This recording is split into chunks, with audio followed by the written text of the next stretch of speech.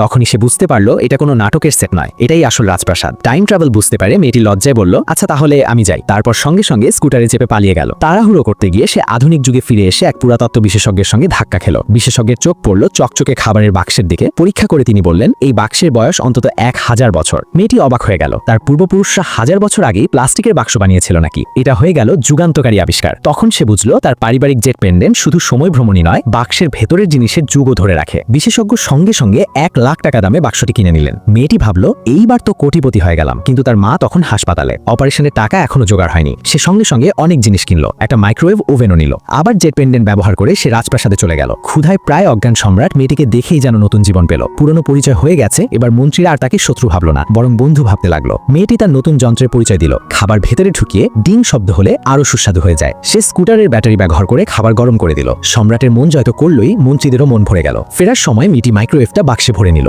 আধুনিক যুগে ফিরে আসতেই ওটা হয়ে গেল ঐতিহাসিক নিদর্শন। দাম উঠল 3 মিলিয়ন টাকা। এই খবর শুনে তার প্রতারক প্রেমিক হিংসায় পুড়ে গেল। সে এটা ছিনিয়ে নিতে চাইল। তারা করতে করতে হঠাৎ আলো ঝলসে উঠল, আর মেয়েটি অদৃশ্য হয়ে গেল। এইবার সে পড়ে গেল সম্রাটের বুকে। তার করুণ চেহারা দেখে সম্রাটের মনে মায়া জাগলো। তার খাবারের রোগ সারিয়ে যাওয়ার জন্য সম্রাট বলল, যা খুশি নিয়ে যাও। মেয়েটিও আর লজ্জা করলো না, ভাবলো এগুলো নিয়ে গেলে সে তো বড় লোক হয়ে যাবে। সে কোথা থেকে একটা বস্তা জোগাড় করে ভরে ফেললো। তাড়াহুড়ো করতে গিয়ে এবার ভুল করে সম্রাটকেও সঙ্গে নিয়ে আসলো। সম্রাট অবাক হয়ে বলল, তুমি এখানে কিভাবে এলে?